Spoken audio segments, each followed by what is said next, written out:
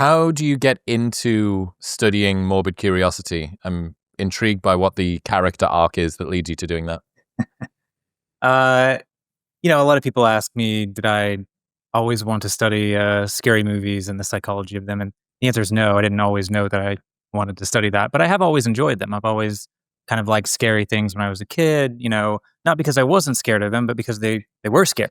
And that made them, interesting and fun to me, especially when I could kind of have them at a distance, right? You can pause the movie or pause the game and kind of collect yourself. Um, but growing up, I didn't really think I was into archaeology. I thought I was going to be an archaeologist. Um, and then I studied, anthropology, a little bit of biology in undergrad. Studied some forensic science for my master's, and then I kind of made the switch into psychology during my PhD. And like a lot of eager young grad students, I was interested in everything under the sun that had to do with human behavior. But that doesn't work in grad school. You have to kind of pick something and stick with it. And so I remember, I had a couple of these sort of paradoxes in my mind that humans did. And there's lots of paradoxes about humans, the strange things they do, or at least things that seem strange on the surface. And one of those was that in almost every aspect of life, uh, we think violence is bad, and we shun it, we punish it. But there are certain circumstances where violence is okay, and not only okay, but maybe even revered. So you think, like the Colosseum for the Romans, for example, a great example of where violence was revered in many ways and enjoyed by tens of thousands of people. And so I was really interested in how people made sense of this. So how did people make sense of like this violence is okay and this violence is not okay? And that kind of got me into so that was sort of my first step into morbid curiosity. And I was like the left foot in. And then the right foot in was I started thinking about these other interesting related paradoxes. Well, humans also scare themselves for fun. I scare myself for fun sometimes, right? Like kind of an interesting thing. And it seemed related in some ways. And so I looked up, who, like a quick Google search or Google Scholar search, like who is studying why people like fear. And the answer was almost nobody, psychology. And, as a grad student, that's like a gold mine. If you find something really interesting that everyone kind of understands at an intuitive level, but nobody is studying. Um, and so I kind of got into it that way. I hooked up with Matthias Claesen, who's the director of the Recreational Fear Lab at Aarhus University in Denmark when I was a young grad student. And he invited me over and we started doing these haunted house studies. And that really got me into kind of studying fear in the wild. Um, and then over time, those two interests and why humans are interested in violence and why humans scare themselves for fun kind of went into this whirlwind of, well, why are we interested in things that are threatened broadly? And what does that mean about us? Is it good? Is it bad? Can we learn something from it? How has it served us throughout our evolutionary history? Is it still serving us today, or is it something we should try to avoid? That's kind of that was the character arc for getting into that. That paradox is so interesting that everybody, uh, if you get involved in a fight, it's a very, very small cohort of people that think, oh, this is going to be fun. Sure. Yeah. And yet, true crime, or the male equivalent of true crime, which are war stories, UFC, Yep. every different modern incarnation of that, police body cam footage, Yeah. rubbernecking at road crashes as we go past. Yeah. And sometimes we enjoy those things and sometimes we don't, right? Like UFC, people will pay money to watch that. But then there's some things that are very similar to UFC that we're still drawn to, like you said, body cam footage. We're kind of drawn to it. We want to watch it if it's available, but we may not necessarily enjoy it in the same way we would enjoy the UFC fight. Materially, they're pretty similar, right? In a lot of ways, they can be. Very interesting. Okay. After all of this time thinking about it, what have you come to believe about why humans are drawn to dark or morbid content? What's the compulsion? Well, I think, any animal that exists in the world should know something about potential threats around, right? Humans are no different. The only way that we're different is that we can kind of create stories. We don't have to be there, right? If a zebra wants to learn about a lion or a gazelle wants to learn about a cheetah, which they often do in the wild, there's some great studies showing that zebras, under certain circumstances, will kind of watch lions when they're not actively hunting them, or gazelles in particular will just observe. It's called predator inspection. They'll observe cheetahs. And in particular, adolescent gazelles, those who are healthy, who can get away if something bad happens, but maybe don't have a lot of experience with their sort of local predators. But they have to do that in person, right? They have to be vigilant because it's a real situation. Humans can tell a story about something that could happen or something that did happen, or someone could tell them a story about something that happened to them. Um, and so we can kind of gain the learning benefits of predator inspection without actually being in any danger. And that's really like, it's like candy for our minds, right? Like, oh, you're telling me we can reap the benefits of this without having any of the costs. I mean, that's a no-brainer. Okay, yeah. So you get to kind of sandbox Yeah. scary situations. I'm gonna guess, eh, bro science cap is coming on early today. Um, I'm gonna guess that that also explains at least part of the difference between seeing a street fight occur in front of you and paying to watch the UFC. Is it kind of the degree of control, the fact that we know that there's rules. It's really unlikely we're going to see someone die in the UFC. So is it to do with control, safety, sort of boundaries? Yeah, I think that has a lot to do with it. There's a lot of things that play into that. Some people are more prone to feeling disgust than others, right? And so obviously watching something or hearing about something, reading something, uh, where a threat is attacking a victim, that often involves a lot of disgust elements. It involves blood or it involves gore in many ways, and that can be kind of a turnoff for many people. So, yeah, I think some of it is the amount of control. So, for example, if you're high in disgust sensitivity, you may not watch a horror movie. You might be willing to read a book about the same topic because you can kind of control how vivid that image is. Whereas in a movie, it's just whatever that director gives to you, right? It's whatever the movie feeds to you. Um, you kind of that's your representation of what's going on. And if you don't like it, you have to cover your eyes or pause it, turn it off, walk out of the room. But if you're reading a book, you have a little bit more control in some ways about how vivid that is, right? It's more difficult to make that really vivid, it's not going to look like a Christopher Nolan film, in your mind's eye. That's interesting. Are there different domains of morbid curiosity? Are there different categories, different Yeah, types? yeah. I mean, that was one of the first things I did, right? So if you're a psychologist, you're studying this new concept, or at least new to academics concept. One of the first things you do is, well, how can I easily measure it? Right. Well, one way to easily measure something as a psychologist is to have a survey or a questionnaire, like the Big Five or disgust sensitivity scale or psychopathy scale or any number of ways to measure these different traits.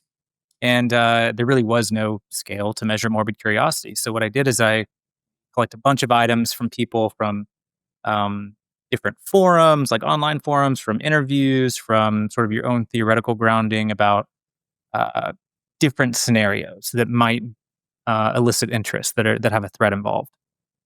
And you collect all of those together, and you have a bunch of people, a bunch of participants say how likely they would be to be interested in this thing if it were to happen to them. How likely would they be to look at this thing, learn about this thing, read about this thing? And then what you get is you can actually see how those questions are answered in similar kinds of ways, and they break into different domains, as you mentioned. And so one of the first things I found was that there seems to be at least four different kinds of domains of morbid curiosity. So the first one is kind of obvious. It's violence, right? So kind of witnessing violence. That was sort of what um, intrigued me initially about this. Is why are we so intrigued by violence? Why are we interested in violent conflicts? The second one is one you mentioned, which is kind of the true crime or the interest in people who could be violent, right? Like maybe you're not actually witnessing the violent act, but you're learning about the type of people who would commit that violence, or the way that they committed that violence. Um, the third one is kind of the outcome of violence. That would be the bodily injuries or body violation domain. And so this is important in a lot of ways because humans, of course, try to treat, and other animals try to treat injuries. And it's important to know something about an injury if you're going to treat it. It's also important if you come across someone who's wounded, it's important to know what caused that injury, right? And the injury itself can kind of give you some insight into that. If you come across someone in the forest and they have a cut on their arm, you're not really going to be too worried about what caused that cut, right? If you come across someone in the forest and their whole arm is missing, that's a different story, right? That means there's something really large and formidable and dangerous in the environment. And so injuries capture our attention, um, probably for those reasons as well. And the fourth one, I kind of struggled with at first. It was the supernatural or the paranormal. And I thought, well, like, personally, don't believe in ghosts, right? I find them interesting and fun, but I don't believe in them. And so I thought, well, why would the mind have this interest in things that, if I'm right, presumably aren't real? Um, and it turns out there's a lot of reasons why we might have magical beliefs or supernatural beliefs or paranormal beliefs, uh, whether or not they're like, for example, Ed Hagen. He had a really great paper recently. I think Aaron Leitner was his co-author on that, suggesting that paranormal beliefs kind of help us. They give us a starting point from which we can start to think about other minds, right?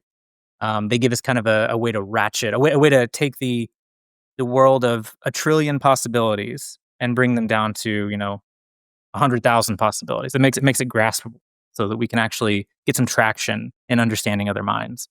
Um, and so I think what the paranormal domain is really tapping into is an interest in things that are dangerous that we don't fully understand. So you find, people's interest in the occult or witches or aliens or cryptids or ghosts, like these things that, with the exception of Casper, most people think ghosts are pretty malicious, like they're pretty scary. You stay at a haunted hotel not to like hang out with the ghosts and have fun, but because it's potentially scary, right? If we think of aliens, we don't think of usually friendly aliens. We think of like, well, what if they are going to harm us? What do they actually want? Why are they coming here? And I think that goes kind of back to this. If you see someone on the street and they're wearing all black and they have their hood up and they're kind of lurking around, why are they trying to hide themselves, right? And I think we ask those same kinds of questions about things like ghosts and aliens and demons and all these entities that we've come up with that don't make themselves fully available to us, but do influence us usually in malicious ways. And so I think Mm. that's kind of tapping into that. And it gets into a whole bunch of things like infectious disease. Before the germ theory of disease, we had supernatural explanations for disease. Witches did it or gods did it. It was never like something really natural, right? We didn't have a good explanation for that. So our minds immediately went to, oh, someone with bad intentions probably did this. And they must be powerful because I didn't see them do it. And they did it from way over there, or they did it using, magical ingredients. I'm trying to work out what the common thread is between these four, between stuff that's violent, people who commit violence, Mm-hmm. the impact of violence on the human body, and supernatural, spooky. Like things Yeah. that probably will be violent because they're being sneaky. Right? It's kind of Right, similar, okay. actually, to the. That's pretty similar to the Minds of Dangerous People or the True Crime one. There's a lot of overlap in those two in some ways. What's the thread between all of these? I think the threat is it's threat itself, right? It's what could possibly harm me, and what do I know about it, or more importantly, what do I not know about it? So if I'm watching a violent encounter, I'm watching a UFC fight, I'm learning about mechanics of the fighting. Right? I'm learning about in the moment mechanics of what's happening during the fight. Same thing with the street fight. Same thing with the police body cam. What's happening in that exact scenario? If I'm reading a true crime book, listening to a true crime podcast, I'm kind of learning about like what leads up to that scenario. What did the victim not see that they should have seen, right? What did they use to escape if they escaped? Like what trick or tool did they use to escape? There's actually been a study showing that people find that aspect of the true crime story most interesting. The one where, Well- like, if a victim escapes, what did they do to escape? People find that more interesting than any other part of the story. It's a similar idea for body violations, right? Like, what caused this injury, and how can I make sure it doesn't happen to me? And then for the sort of uh, unknown or paranormal type of dangers, are they real? Why do some people fall victim to them? Why do some people get possessed and some people don't? Why do some people get haunted by ghosts and others don't? Why do some people have uh, aliens probe them and others don't? And how can I avoid these things happening to me? So if I learn something about these, I might be able to identify some similarities in them and protect myself. Right. So threat detection, mitigation, being able to plan for the future. Yeah, threat learning, I would say, like threat mitigation, threat learning is really what it's about. And of course, evolution kind of imbues this positive feeling of curiosity, this approach orientation, because otherwise we would just avoid those things, right? It's natural to avoid things that are dangerous. But if you counteract that with a bit of curiosity, in particular in situations where you're not in danger, so if your mind senses, okay, here's a potential threat, but I'm not in danger, that's a really valuable learning opportunity. So you kind of do have to have this push and pull of like, pull away so I don't get it injured, but Mhm. approach and push forward so I can learn something about it, and it actually makes me better prepared in the future. Watch the UFC fight, but from this side of the ring or That's right. the octagon. There's 2 ways to learn about fighting, right? You can learn about it in the ring or you can learn about it on the ring side, and one of them is a little safer than the other. Now you do learn a little more if you're in the ring, right? There's a incremental gain in kind of what you're learning, but it may not be worth the cost, right? Hmm. I'm interested in the sort of adaptive story of morbid curiosity, or maybe the evolutionary examples of this, because I'm trying to think. There's a big difference between being able to read a book, being able to watch a UFC fight, being able to watch body cam footage or a true crime podcast or a true crime documentary or a horror film. I'm wondering what morbid curiosity would have looked like ancestrally. Yeah. What Well, do we you think can about that? we can ask what it looks like in non-humans, right? And that gives us a sense maybe of what it looks like. Um, I mentioned earlier the gazelles and cheetahs. There's a really great study. It was like a 2-year safari study where the zoologist actually went out and just observed gazelles in their natural environment and kind of how they interacted with their natural predators, which are the cheetahs. And what she found were that they don't always run away when they see a cheetah. What they sometimes do is they stop and they actually observe the cheetah. And there are some things that influence the likelihood of that, right? One of those is if you're an adolescent gazelle, you're much more likely to observe the cheetah than run away or do something else. Um, if you are in a large group, I think if you were in a large group, you were more likely to observe the cheetah. If you were further away from the cheetahs, get some distance from the cheetah, you would observe it. And that makes sense, right? Because you can't always run away when you see a predator. You would always be on the savannah. You would always be running, right? Because you live amongst your predators, right? Lions and zebras live amongst each other. Gazelles and cheetahs live amongst each other. The gazelles aren't, or lions and cheetahs aren't always hungry, right? Cats do a lot of like lazing around, like 22 hours a day. They lay around. And so if you see a lion laying around, it's not good if you're a prey to actually run away every single time because then you're going to deplete all your caloric resources. And so one of the answers to that problem is to learn something about them so that you know when they're hungry, when they're hunting, what they even look like, right? What they look like when they're trying to prey upon you versus when they're laying around. Um, and you can see the same thing in hunter gatherer societies where they don't have television, they don't have written language, but they do have oral storytelling, right? Um, and if you look at folklore, predators are one of the most common themes cross culturally in folklore. They show up in all different kinds of stories, and not always scary stories, but predators do show up in all different kinds of stories across the world, across time, different languages.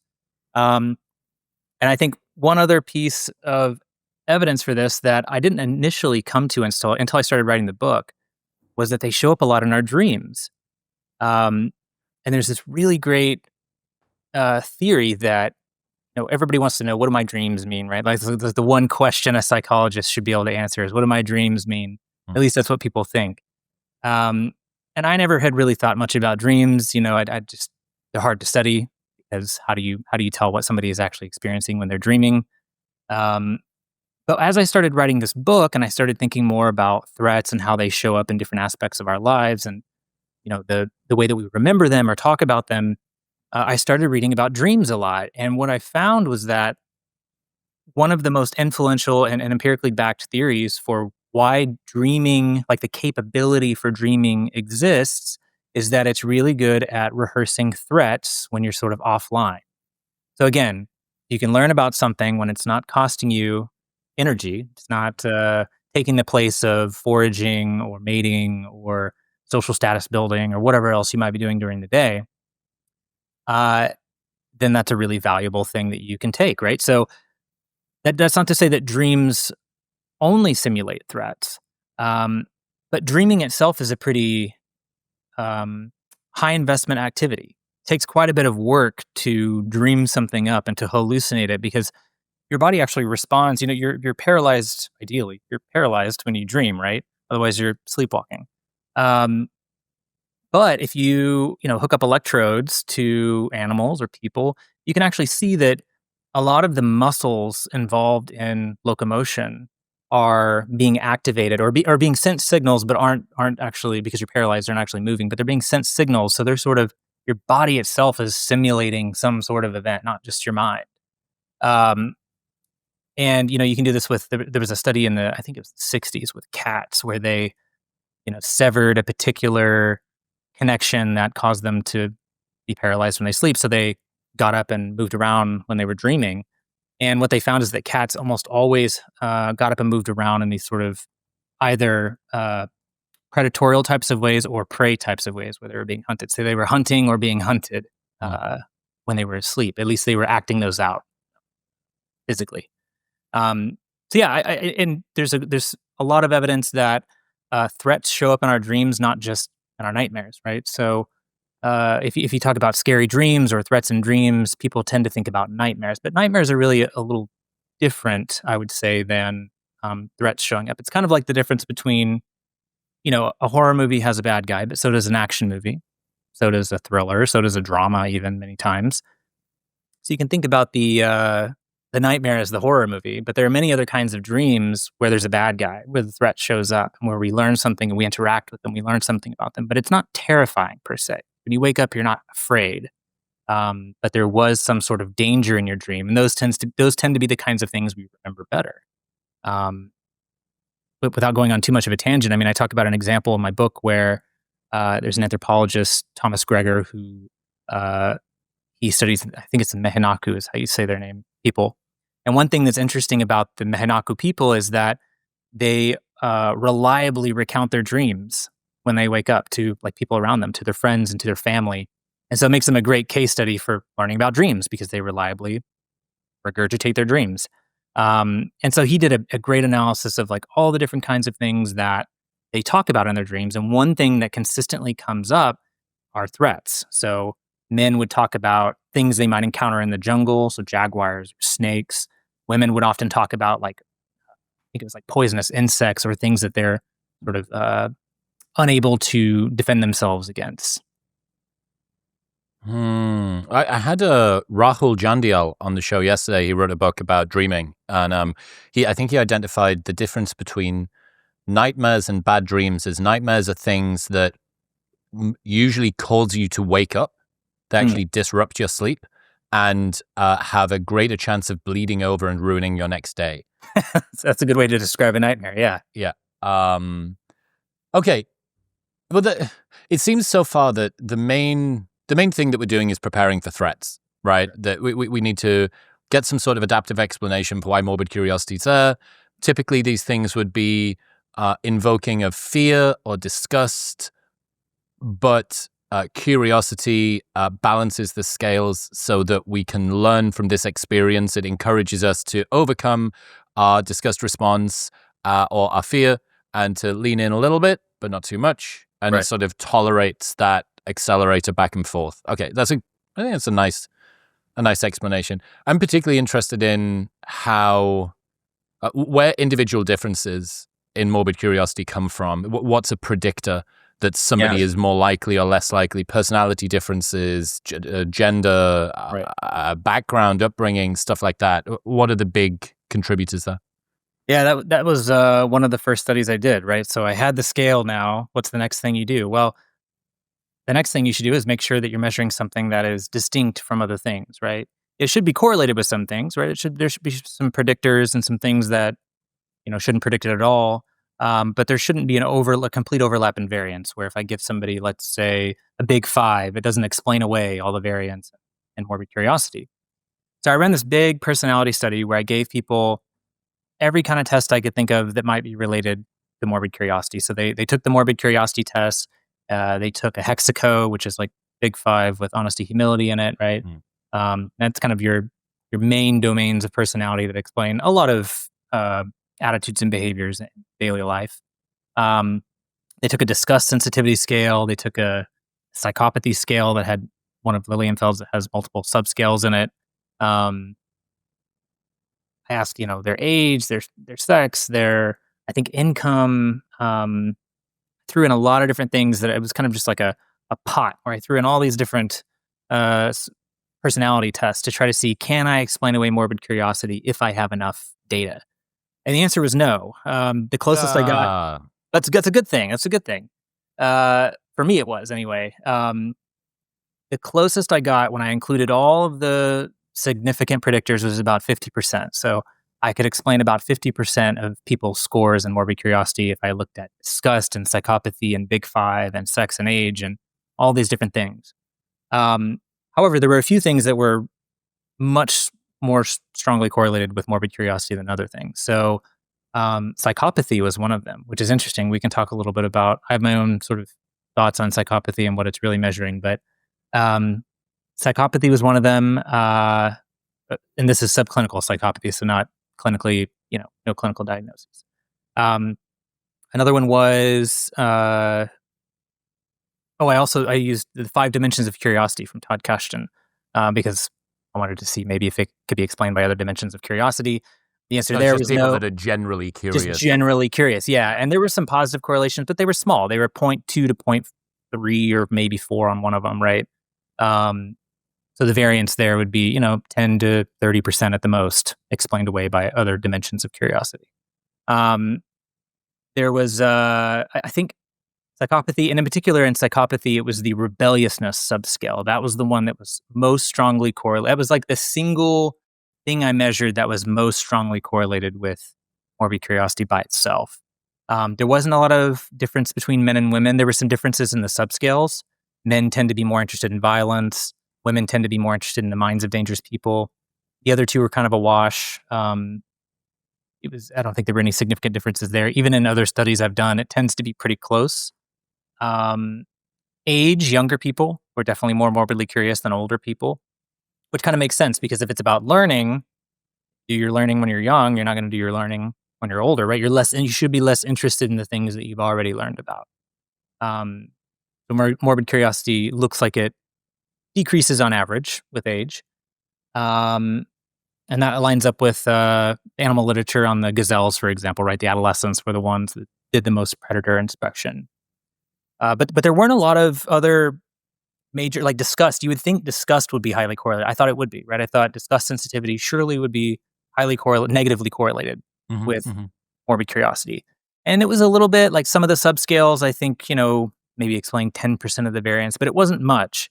And I was really interested in why it didn't explain away the body violations because I thought that, surely how easily you're disgusted by something should be strongly negatively correlated with how interested you are in learning about a bodily injury, right?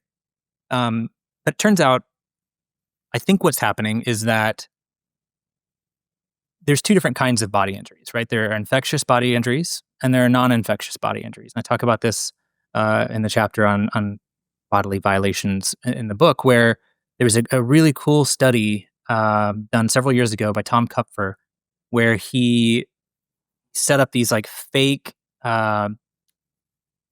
dressings for injuries, like bandages for injuries. And he said, this one was caused by, and he would say some sort of infection, right? And this one was caused by, a fish hook or something, a knife, something that's not infectious, but does cause a lot of blood and gore and other things. And he asked people, like, how comfortable would you be touching this dressing versus this dressing? If you had to pick up this bandage, how comfortable would you be with it? And how disgusting is it? And what he found is that he even asked people to reach your hand in with some gloves on and pick it up. And people were much more likely to pick up the ones that were non-infectious. So if it's a bandage from a knife wound, people were way more likely to pick that up than they are a bandage from an eye infection or something. And that makes sense to us, because we know what infections are, right? But I think that's important because our minds are making a distinction in how dangerous something is, or at least how dangerous it is to interact with something. And disgust sensitivity, if it works like we think it does, should tap into infections, not other kinds of bodily injuries, not broken bones, not knife cuts, not other kinds of injuries that wouldn't be infectious. And so when we have enough information, we actually make that distinction. So I think what's going on is disgust sensitivity is driving us away from things that are infectious, right? It is making us avoid those. But there's a lot of other kind of injuries out there. And those tend to be the ones that we're morbidly curious about, are the ones that are not about infection. They're about injuries from typically violence or accidents. Yeah, I mean, that's so interesting. People would. I'm just trying to think about examples. People would be maybe interested in documentaries about the Black Death, but it's Yeah, so long ago that yeah, they feel like they're protected. yeah, Whereas if we look at the amount of uh, like discomfort and psychological distress that lots of people went through when they lived through COVID, yeah, and they were hearing about this, and it's the sort of thing that's out there and it could get you. yeah, I imagine that there's lots of people who would have been both incredibly scared of COVID and also massive fans of true crime at the yeah, same yeah. time. Probably Well, so. square that circle for me. Yeah. Well, I think and it's not to say that we wouldn't be interested in things like a documentary, like the example you gave.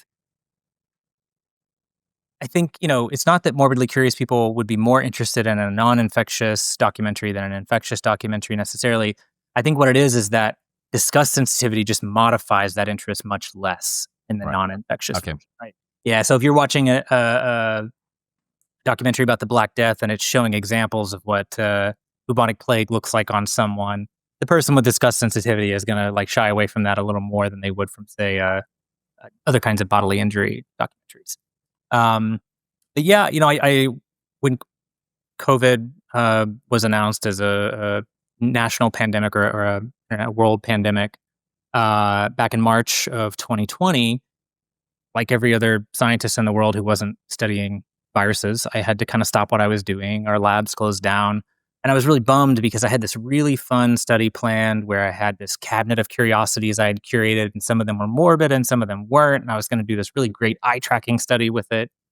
And all of that had to get shut down. So I thought, okay, how can I shift some of this online? Because that was the only way we could continue studying things was online. Um, and I thought, well, most people, probably everyone alive today, has never lived through a global pandemic like this, right? The last big thing like that would have been like Spanish flu, probably. There were certainly other pandemics between now and then, but that was probably the last like major um, thing that kind of shut down the way the world operates, right? And it didn't happen at the same scale because we weren't as connected. We couldn't fly across the planet in 6 hours, right? We had to, in 1918, it just wasn't like that. And so I thought, well, that's probably pretty scary for a lot of people. It was like we didn't know what was going on because there was this virus. We don't know how dangerous it is. But on top of that, like our entire way of life is changing. We don't know when we can continue to go outside, when things will go back to normal, if our older family members will be okay. And so I thought, well, this is a really good way to study whether or not people who are morbidly curious are actually feeling more prepared for this. Like, is this actually working? This is kind of a natural experiment. So that's what I did is I studied, are people who are more interested in true crime, are they dealing with the pandemic better, right? Are people who are horror fans, are they dealing with the pandemic better? Are they feeling less anxious about it? Mm-hmm. Um, and again, here I tried to control for when I did the study, I tried to control for factors that would influence that. Your big five personality, your income, especially during COVID, you could kind of uh, seclude yourself a little more if you were wealthy. You weren't a necessary worker that had to still go in to work. I included age, I included a bunch of other personality facets, and asked the question: are people who are morbidly curious more resilient in these like early months? I did this study in like April of 2020. And the answer was yes, even controlling for all those other factors that influence, how you respond to this novel situation. People who were morbidly curious were reporting a greater level of psychological resilience. They were feeling optimistic about the future, experiencing, lower levels of anxiety, lower levels of depression, compared to pre-pandemic levels than non-morbidly curious people. All right. We need to dig into this. Why do some women want to date serial killers? If there's no sex difference, it's Mhm. only slight, it's not that predictive, blah, blah, Yeah. blah. I'm not familiar with that many guys sending love letters to female serial killers or angels of mercy or whatever they're called, or these nurses that get caught having killed a ton of babies. The reverse, some chicks love a serial killer. Yeah. What's going on there? Even serial killers that would not be interested in them, like Dahmer, uh, got tons of fan mail from women that presumably he was not very interested in, and he was not a particularly good-looking guy either. Um, Yeah, this was a question that I've been getting for a long time, and finally had a study that kind of addressed this. Um, I think what's going on, and it makes a lot of sense in light of what we've been discussing, is that if you take a very dangerous man, Ted Bundy, someone who, if you're a woman, you would be a prime prey for him, right? Um, if you take someone like Ted Bundy and you put him in prison where he can't hurt anyone, including you, he can't influence your life in any kind of way, but you can still interact with him. You can write him letters. You can go visit him in jail behind the safety of shackles. That's an incredible way to learn about someone firsthand, right? It's an incredible way to learn about you, maybe what is one of the most dangerous people on the planet as a young female. Um, Now, I don't know if I can explain the like sexual attraction. I mean, Ted Bundy was a decent looking guy, but I don't know if I can explain like the affective attraction or the feelings of warmth people have towards them. But I have done some research with some researchers here at the University of Arkansas, where we saw that women who were higher in morbid curiosity were much more interested in men who had dark personality traits, psychopathy, sadism, Machiavellianism, the bad boys, right? Like those traits that are associated with being like a bad boy. And but what was interesting is there was a distinction. So you were morbidly curious, you were behaviorally interested in these guys, but you didn't necessarily feel like warm and cozy around them, right? But you would say like, "Oh yes, I would love to like talk to this person or learn more about them." So we made up these like fake dating profiles where, the profile depicted a man who was high in the dark triad, or in the reverse, depicted a man who was not high in the dark triad. And yeah, morbidly curious women were much more likely to swipe on the man who was high in the dark triad. But when they were asked about it, there was a distinction between why they swiped or why they would have been interested or said yes to this person. And it was that they were really just interested in learning about them. It's interesting that crossover into the sexual attraction thing. I suppose, if we get real speculative, you could say it's the highest status, most dangerous guy in the tribe. This is somebody who it is significantly better to be an ally of than an enemy of. And one way that women could ally a very powerful man is to use their sexuality in order to get him on side. Yeah. And, a dangerous person is only dangerous to you if they don't like you, right? Yeah. A dangerous person likes you, then they become a huge asset to you, especially if you're not a high formidability person, right? Looking at some more of the sort of group differences here, do certain cohorts prefer different types, different categories? I certainly know, at least I've heard, that true crime podcasts lean female, I'm going to guess. The UFC leans very, very heavily male. Yeah. I do have this theory that real world war stories are just true crime for dudes. They are true crime for dudes, absolutely. So what's going on here? Have you thought about the taxonomy of different types of content and why certain people are interested in it? Kind of. I think yeah, so I've looked at the true crime and women thing because it's again something I get asked all the time. Are women actually more interested in true crime than men? The answer seems to be resoundingly yes, right? And whatever modality it is, podcasts, books, whatever, right? I haven't looked at men in war stories, but I would imagine that is true for the same reasons, right? That's, historically, what kind of violence is a man likely to encounter? Well, violence from another man, right? And probably in the context of a war or a battle or some sort of dispute. What kind of violence is a woman most likely to encounter? Probably that from a man as well, right? But not in the context of a war, but in the context of a personal relationship. So those are the types of stories that are most relevant to those demographics, right? The type of story when it comes to threats for women that is most relevant is close personal relationships. And like most domestic abuse cases, right? Or kind of by definition, like violence against women tends to be men they know. Among men, it's kind of just other men, right? And historically, it's been other men who are not part of your group, and that translates pretty directly into a war story. I suppose playing with war as well, that makes complete sense. Like guys are prepping for war. That's why, if you get kindergartners and you look at the games that girls play and the games that boys play, this is before they've been socialized. This isn't social learning, social roles theory stuff. Girls will be caring for something, keeping something alive. They're playing nurse. They've got a bunny rabbit. The guys, the little boys, the cowboys versus aliens versus whatever monsters or whatever they come yeah, up with, exactly. right? Yeah, one is doing sort of nurturing and care, and the other is doing war and battle. Yeah. I think I would love to have. I mean, I don't know that there's probably data on this somewhere, but like a cross-cultural analysis of that, I assume would show up the same thing. Like, it doesn't matter if you're in a horticulturalist tribe or a hunter-gatherer tribe or LA or Austin or New York or rural Maine. That's probably true, right? Like, if you're hanging out with like a little boy is hanging out with other little boys, they're going to play somewhat more violent games, and girls are going to play somewhat less violent games or different kinds of violent games, right? Again, direct violence versus kind of learning about someone who's maybe dangerous. I mean, I saw this when I was in my master's program. I worked as a mad scientist, which is like the coolest job title. And all it meant was that I would go around and I would do science shows and camps for kids. Right? I was like a cheap version of Bill Nye.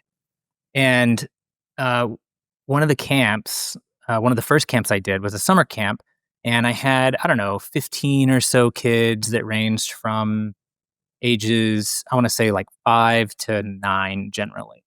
And I was a young 20-something, didn't have kids, didn't really know how to I played with kids, but I didn't really know how to like teach a group of kids something, right? And what you quickly learn is that kids have very short attention spans, and they require a lot of free time, which I should know as someone who's, I guess, written about that a little bit. But of course, they need free time. They need time to play. They need time to explore. And unfortunately, when I was doing this camp, it was in the middle of summer in Oklahoma. It was 100 and whatever degrees outside, and so they couldn't play outside that long. It was just like it was too hot. And so we had to find like games for them to play inside during their break time. And I didn't really know a lot of like group games for kids. Every now and then we had access to a gym and we would play like Red Rover or Capture the Flag or something like that. But many times there wasn't a gym. It was like just the room that we were in. We couldn't play these more like physical games. And so the one game that came to mind was this game called Mafia or Werewolf, if you've ever heard of it. I've played right? Werewolf many times, yes. Yeah. Mafia is the same exact thing, but it's instead of a werewolf, it's a mafia member. But it's the same structure, same everything. And I thought, okay, that's a pretty like simple, because I needed something simple that kids could learn quickly and they wouldn't get bored with rules, right? And I was like, okay, this is very simple, imaginative. They get to play. Like, let's try this. And the basic premise is there's a narrator who first was me, and then all the kids are part of this like fake town, and they get these secret identities for these little pieces of paper with a secret identity written on it.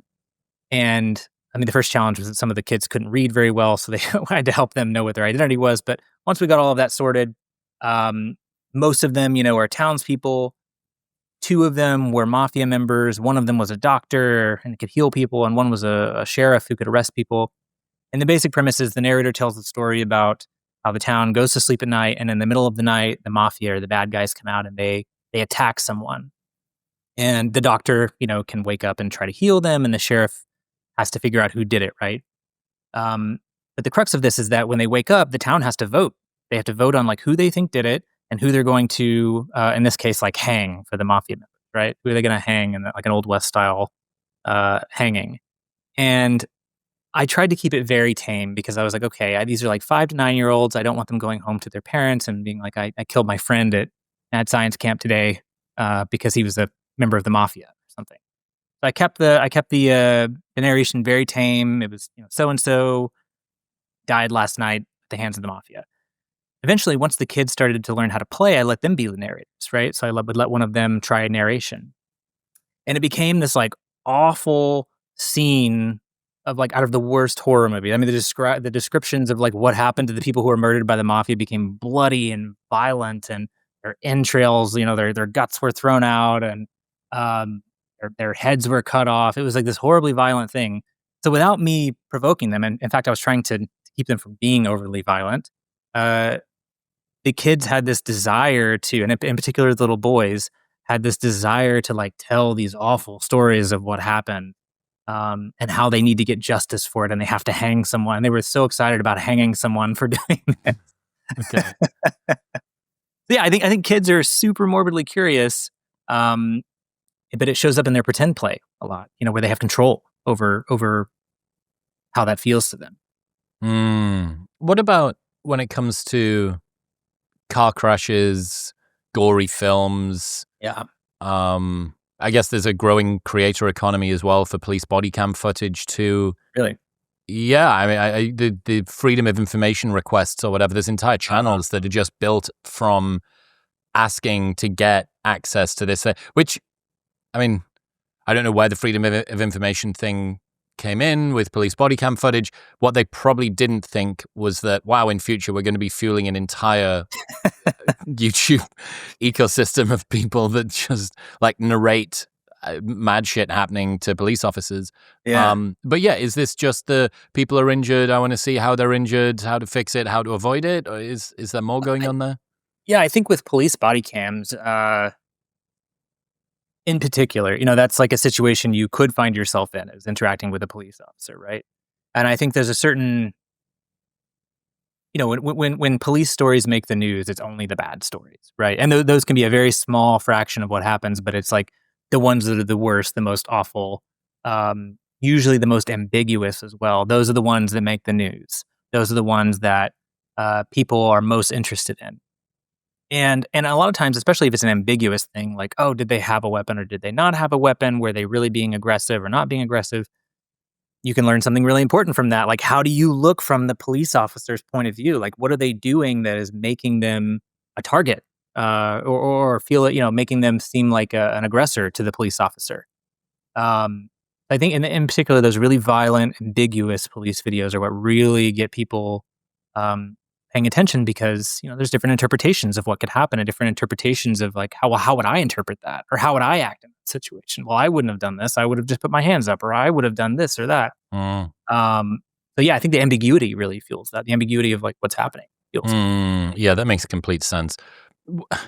When it comes to creating horror as it's sort of shown on TV, Mhm. I'm not a cinematographer or a director, but I have to assume that there's a formula for how that's put together.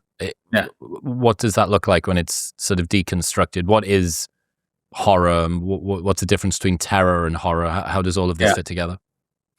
Well, I mean, this is something actually that I've been thinking a lot about recently. Is you know people tend to agree when they watch a film, like, oh, this is a horror film. It's just like one of those things, it when you see it. If you watch a film, you're like, oh, that's kind of a horror film. Um, and so as someone who's interested in why people are interested in scary things, obviously I'm very interested in horror movies and horror games and stories, because those are the ways that we talk about these scary things in fictional settings. Um, and so I became really interested in, how do we define the horror genre? Like, what is it about that movie that makes me say, aha, that's a horror movie? Um, and so this is something that I've been coming up with recently. Just wrote a paper with a colleague of mine on this. I think what's going on in horror movies in particular is that you have a really powerful bad guy. You've got a really strong antagonist, strong villain, very formidable, and you have a very vulnerable protagonist. And if you think about it, that doesn't really happen in any other genre of movie.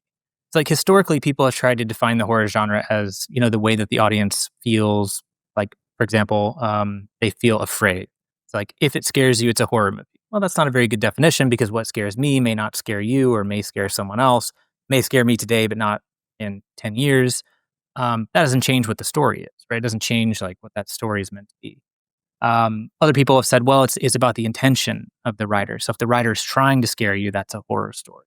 And that didn't really sit right with me either, because um, somebody can try to do something and not do it very well, right? Or they can try to do one thing, but actually it ends up looking like another thing. Um, so I started thinking about this as kind of a biologist, and thinking about the characters involved and like their relationship to one another. Well, it seems like in horror movies, and empirically so, we did this study on like 600 different films. Horror movies feature very vulnerable protagonists, very formidable antagonists.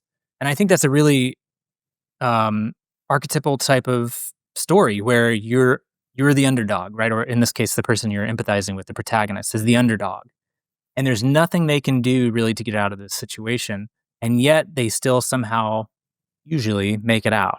And I think that's really attractive information for people who are high in morbid curiosity. That's interesting. What about zombie movies? What's the appeal of those? Because that's a Yeah, specific it's a type. weird one, right? Yeah, it's kind of horror, but by design is fantastical. Yeah, yeah. Well, I think zombies are interesting because they tap into all four domains of morbid curiosity, and I think they're probably one of the only um, horror stories that reliably do that. So if you think about what a zombie is, it was a human, right? It still looks human, still kind of acts human in some ways, uh, and has bad intentions, right? It wants to eat you. That kind of taps into the minds of dangerous people. What's really going on? Is there anything left in the zombie's mind? Is there still a human in there, or is it just a monster? Um, so it taps into that domain. They're obviously very violent if they catch you. If they catch you, they want to eat you, right? So there's a lot of violence in zombie films that taps into the violence domain. There's also usually warring sort of survivor groups, right? There's a lot of like intergroup violence in zombie movies usually. Uh, they're also kind of supernatural, right? They're alive, but not really. Or are they dead? You know, it's unclear like what their status is. Are they alive or dead? Can they be brought back? Are they gone forever? Why do they keep coming when I shoot them? They do all of these things that are sort of tapping into the paranormal danger, the uncertain danger. And of course, the last one, body violations. I mean, they're like walking body violations, right? They have uh, horrible injuries all over them. If they catch people, they tend to create horrible injuries, whether that's bites or scratches or ripping off their arms. And so I think zombie movies sort of reliably tap into all four domains of morbid curiosity, which makes them really appealing. And those tend to be the highest grossing like horror TV shows or movies. If you think of like World War Z as like an action zombie movie, I mean that's the perfect combination, right? I High Am budget. Legend. Yeah, I Am Legend, Walking Dead for TV shows, right? I mean, those are the ones that if you do them right, you can really capture a broad audience. It's funny that your different categories of elements of morbid curiosity that you can kind of reverse engineer that and use it to explain those. I'd never even considered that. Are you familiar with this monster enters left tactic? Have you heard of this? What is it? Monster enters left. So No. it's a filmmaking trope, I suppose. Apparently, horror filmmakers know that the human eye has a tendency to drift slightly to the right of the screen when they're viewing a movie. So on average, shocks and surprises come from the left side. Really? So this guy, Will Musham. He's a composer and a writer. Horror cinematography seems to sort of exploit negative empty space, right? That's how it builds tension, Sure. primes viewers for something to emerge. But it often comes from the left, where attention is weakest. So it uses the imbalance to heighten the impact. Jump scares and sort of the way that it's integrated into the broader atmospheric heightened tension. And this we've got this cognitive asymmetry that favors right brain surprise. People tend to scan screens in one way, and then an appearance on the left, it hits faster. Even though our eyes drift to the right, we tend to scan from left to right, which means that a left-sided sudden appearance hits the brain more quickly, and it processes more quickly. And perhaps that's a reason why sort of misdirection works when you're trying to work out what's going on the screen. Oh, that's so cool. Yeah, and I imagine, I guess the left to right thing is just a artifact of us reading left to right. Is that the idea? Like I'm not sure. I mean, scanning. Perhaps it's trained. I would be interested to know whether this would be correct in different cultures that have different kinds of ways that they put right to left. Exactly. Yeah. The ancient Egyptians. We'll put it from the bottom. This is something that needs a little bit more. I've done a bit of research on it, and I wanted to talk to you about it today, but I don't know quite how much truth there is in it. What would be lovely would be to do an assessment of jump scares in movies Yeah. and work out which side of the screen they come from. Yeah. Yeah, I think, man, that would be a hard one to do because I think you would have to, like in this study that I mentioned, we used large language models to describe plots and describe characters in the plots, right? You can do that with like Chat GPT if you have the right kind of prompts. You can say like, rate this antagonist in this movie on all these different features that we think tap into formidability, right? Um, Oh, this is interesting. I've just done a little bit of digging there. yeah. So, you've got this thing called pseudo neglect, Okay. which is linked to right hemisphere dominance for spatial awareness. That paradoxically results in leftward attention bias in some visual search tasks, but during screen watching, attentional drift to the right is commonly observed, likely due to learned scanning patterns. So, yeah, Okay. So going the that way. reading left, right? Yeah. Sudden movement or emergence on the left side of the screen can be more startling because it taps into the right hemisphere. So we cross over, right? We sort of Mhm. right goes to left, left goes to right. Taps into the right hemisphere, which is more reactive to emotion, novelty, and spatial alertness. Okay. And Yeah. the viewer's attention is often not focused on the left during build-up sequences because of this drift to the right. And then Right. this misdirection taxes cognitive resources, meaning that we're less able to anticipate a threat when it comes from an unexpected place. So that's the left-hand side So of it's sort the of like screen. it's like a 1-2 punch. It's like it surprises you more and it It activates the moves side of more the brain quickly. more that's Yep, more likely to respond. That's so cool. yep, Was there yep. was there a name for this? What was the name for this phenomenon? Monster enters left. It's monster enter. Okay, I'll look that up. Which is an interesting one. Psychological and cinematic principle, somewhat unexplored formally in peer-reviewed research. Mm. Well, that stinks. That stinks of a But that's blue true. ocean Like for it's you almost like to. everything I study. I feel like it's nice when that something is not somebody's not looked into it because then you're like, oh, I can do that and I can kind of be the one to discover this. Um, but the downside is you don't have the time or the money or the energy to do all the studies, and so you kind of hope that like other people will do some of these interesting things so that I can actually just read about it and enjoy it and learn from it.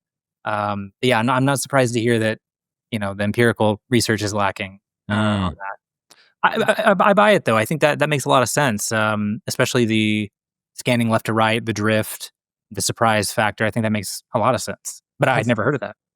well, look, we're learning everything today. Have you looked at any correlations between the fact that people, especially at younger ages, are more exposed to uh, horrific images? Is this increasing morbid curiosity? Is it desensitizing people?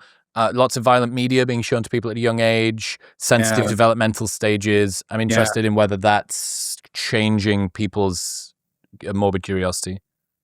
yeah. I don't know. I mean, again, developmental studies are like true developmental studies are hard because they have to be longitudinal, right? You have to look at the same people over time for several years, and you can get some like cohort data, but cohort data is hard because technology is changing so fast. Like as you mentioned, a 5-year-old now might have a smartphone where they can see this stuff, whereas when you and I were 5, like it was much harder to see something graphic like that, right? Hmm. And so the cohort analysis is actually really hard to do. You kind of have to do a longitudinal study. So I haven't done it, and I don't know anyone who has.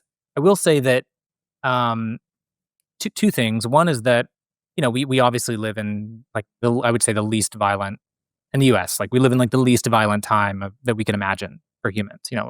Human life has been much more awful and violent for most of its history than it is in 2025 for the average American.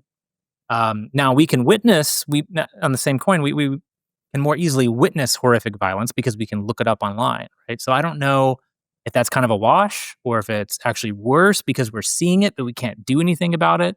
If it's better because it's not actually impacting us. Um, I know that one of the concerns that people have is, as you mentioned, are we becoming desensitized to it? So do we stop caring about it? Does it make us less empathetic?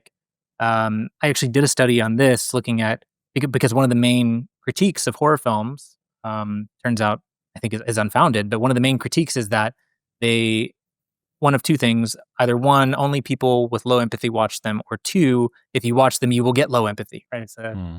You're doomed either way. Um, and so I actually looked into this and did a couple of studies on it and found that there's no relationship between empathy levels in horror fans or people who really dislike horror. And it kind of makes sense because if you if horror is interesting to you, it's interesting to you mostly because you're empathizing with the protagonist who is in danger, right? And that elicits some sort of emotional reaction in you, usually fear or disgust or dread. If you weren't empathizing with that protagonist, or if you were not afraid of what was going on, you wouldn't really enjoy the movie. That's like the most common criticism of a horror movie is like it wasn't scary or I Mm-hmm, didn't, mm-hmm. The Um, very thing that it was supposed to deliver, it didn't manage to deliver. yes, and so in order for that to deliver reliably, like you kind of have to empathize with the protagonist, and you have to be a little bit afraid. Um, so it kind of looking back on it, it's like, well, that kind of makes sense that they're not lower in empathy. But it was one of the studies I did as part of this like package of studies was to see if people had that impression. So like if I ask people, I say, hey, here's um, Chris. He's this age, and his favorite movie genre is horror. And then I come up with a bunch of those different little bios. I switch out the name and the sex and the age and or even keep those the same rather, and change out the favorite movie genre. What I found was that when I asked people, well, how empathetic do you think Chris is? How compassionate do you think Chris is? How, all these different traits. People rated horror fans as less empathetic, less compassionate. They expected them to be less um, empathetic and compassionate. And I always have a fill in the blank, at the end of my surveys or end of my studies to get people's like real thoughts, not just their button clicking thoughts. And some people explicitly told me, like, well, I rated him as less compassionate because he said he liked horror movies. It's like people have this intuition that you should, have lower empathy if you can enjoy these kinds of things. But If empirically, he's able to do it, he is distancing himself he from is it because he's got low empathy. Yeah. if he was empathetic, he would simply not be able to do it. Yeah. Whereas what it appears is the whole reason that you're interested is because of your empathy. That's the precise mechanism that it's working Now, on.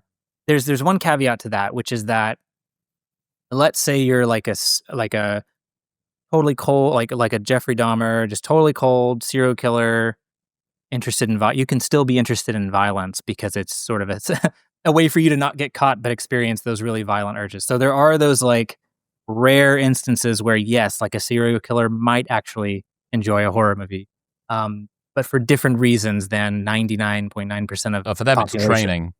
Yeah, exactly. It's a different kind of training, right? They're training with the predator, not with the prey. Oh, so interesting. Yeah, well, I guess, you just roll in the dice. Someone says that their favorite genre of movies is horror. Maybe they're a highly empathetic person. Maybe they're a serial killer. Yeah, maybe. You never know. I think it probably errs on one side or the other, but You can never be too careful. well, but that actually is a little bit like I guess a meta approach to this, which is that people are concerned about people that like horror movies because some of them might be serial killers, right? Mhm. So your threat detection is going off on the horror movie fans because some of them might be dangerous. Beautiful.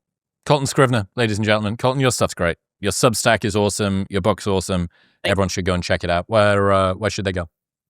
For the book, you can order it from whatever bookstore you tend to go to. So, you can get it on Penguin Random House or Amazon or Bookshop or your local bookstore starting October 7th. And then for my other writing that didn't make it into the book, my Substack, morbidlycuriousthoughts.com. Heck yeah. Colton, I appreciate you. Thank you, man. Yeah, thanks for the fun conversation. Congratulations, you made it to the end of the episode. And if you want more, well, why don't you press right here? Come on.